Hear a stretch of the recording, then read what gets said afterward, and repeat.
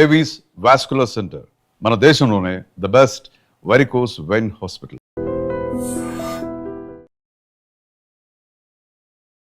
Hello views, welcome to I dream media.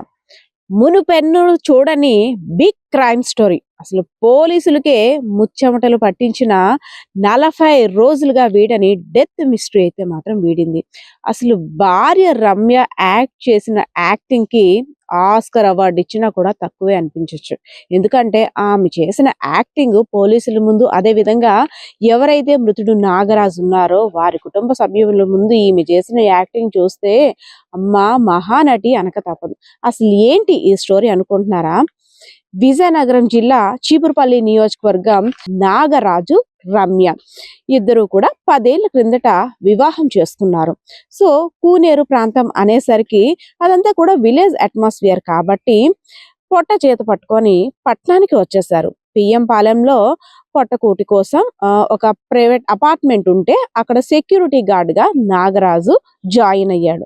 వచ్చిన డబ్బులతోనే నాగరాజు రమ్య అదే విధంగా వీరికి 2 బాబులు కూడా పుట్టారు.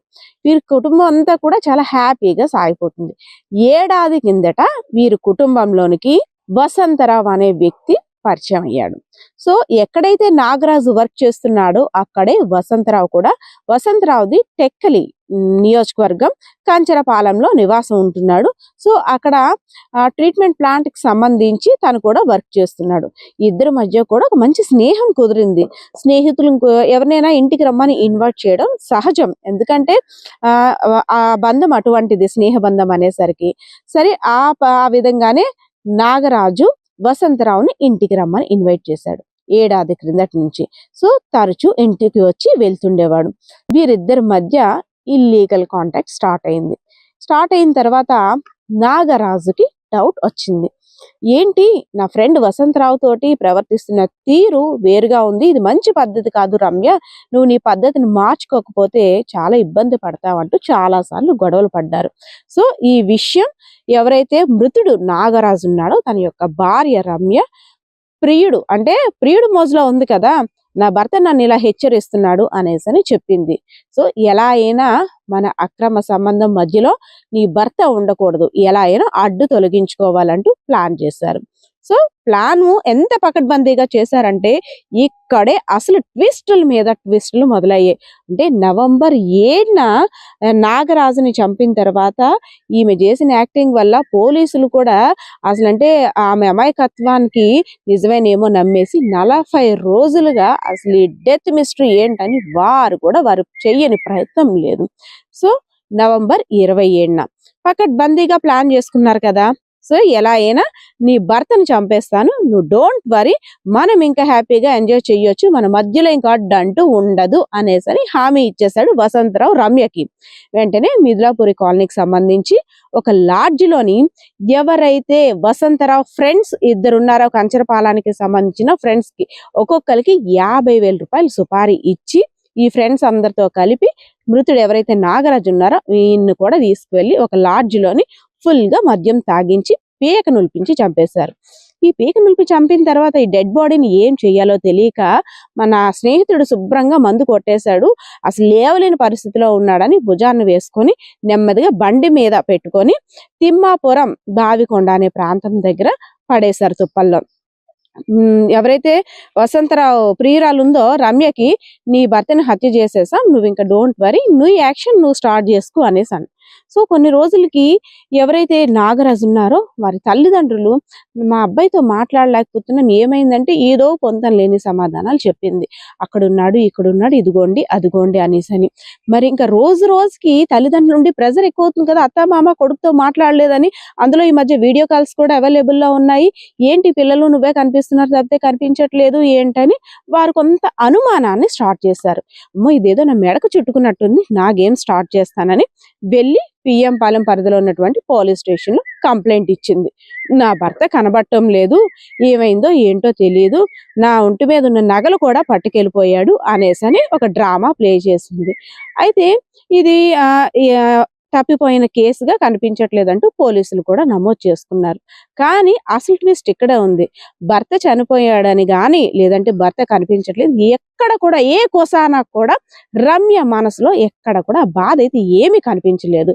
సో వెంటనే ఒక 15 రోజుల నెల తర్వాత ఎవరైతే ప్రియుడున్నాడో వసంతరావు తోటి వేరే కాపురం అక్కడే ఆ ఏరియాలోనే ఇంకో ప్రాంతానికి వెళ్ళి బక్కనపాలెం ప్రాంతానికి వెళ్ళి అక్కడైతే మాత్రం వేరే కాపురం పెట్టారు.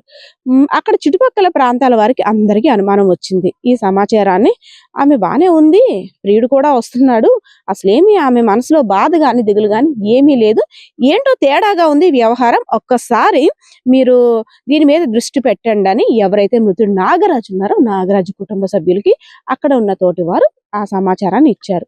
సో వెంటనే వాళ్ళు కూడా పోలీసులకి ఇలాగ అనుమానంగా ఉంది అనేసి పోలీసులకి ఒక చిన్న వాళ్ళ నివేదికను సమర్పించుకున్నారు.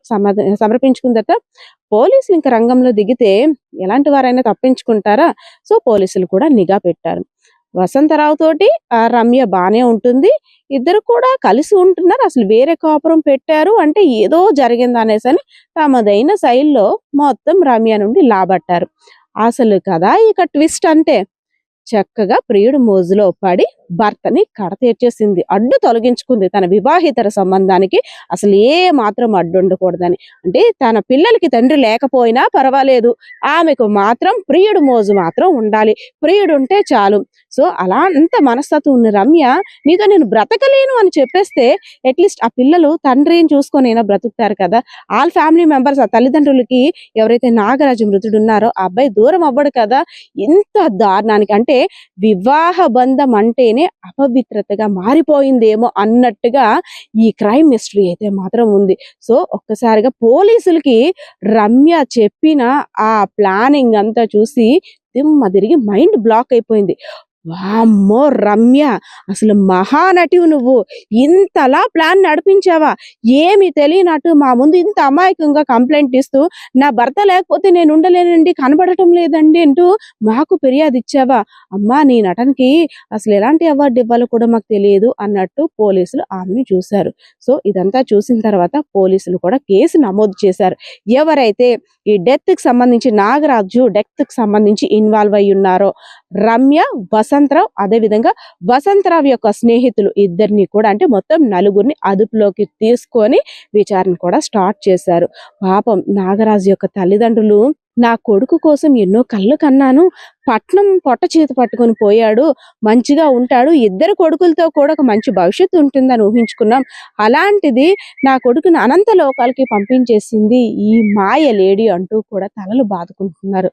సో ఎవరైనా సరే ఇలాంటి ఇల్లీగల్ యాక్టివిటీస్ ఉన్నట్టయితే ఎవరి ఇష్టం వారిది, కాదని ఎవ్వరు కూడా అనరు.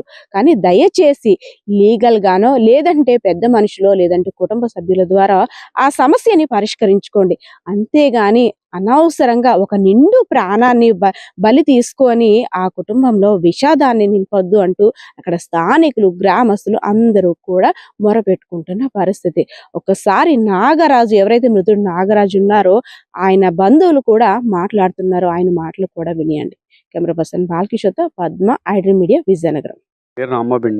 ఇప్పుడు చనిపోయిన అబ్బాయి నాగరాజు అనే వ్యక్తి మా బామ్మర్ది, మా సిస్టర్. ఆయన మాది వచ్చేసి విజయనగరం జిల్లా గరివిడి మండలం కోనూరు. మా ఫ్యామిలీ మెంబరు ఆయన. ఆ అమ్మాయి వచ్చేసి మా సిస్టర్, మా పెదనాన్న కూతురు. అమ్మాయి పేరు రమ్య. మా చెల్లె చేయించింది అనేసి మాకు డౌట్ ఉండి పోలీసులకు కేసు ఇచ్చాం. కేసు ఇవ్వడం వల్ల మా బాడీ ట్రేస్ అవుట్ అయింది. మేము మా సిస్టర్ మీద డౌట్ ఉందని చెప్పేసి మేము కేసు పెట్టాం. సిఐ సార్ యాక్షన్ తీసుకొని ఇది కొద్దిగా ఫాలోఅప్ చేశారు. ఆవిడ డబ్బులు బంగారం పోయిందని చెప్పేసి, డబ్బులు బంగారం ఇంట్లో నుంచి తీసుకెళ్ళిపోయిందని చెప్పేసి గత నెల డిసెంబర్ 15వ తారీఖున కేసు, డిసెంబర్ 17 కానీ 15 కానీ కేసు పెట్టడం జరిగింది. అనుమానం వచ్చి మా సిస్టర్ మీద అనుమానం వచ్చి మేము రిటర్న్ కేసు పెట్టాం. సిఐ సార్ దర్యాప్తు చేసి చంపేశారు. నిజంగా ప్రస్తుతం ఉన్నటువంటి సమాజం దేనికి ప్రయారిటీ ఇస్తుంది? ఆర్థిక సంబంధాల చుట్టూ మాత్రమే తిరుగుతుంది. మళ్ళీ ఎన్నికలంగానే చాలా విరక్తి కలుగుతాను. మంచి అనిపిస్తుంది కదా, లేడీస్ కూడా ఛాలెంజింగ్ జాబ్స్ చేసినప్పుడు చాలా బాగుంటది. ట్రాఫిక్ అసిస్టెంట్స్ గా నియమించిన ట్రాన్స్జెండర్స్ అందరితో సాల్యూట్ చేయించుకుంటున్నారు. ఫుడ్ డెలివరీ ఇవ్వటానికి వెళ్ళినటువంటి డెలివరీ బాయ్ అనిల్ పై కళ్ళ ముందు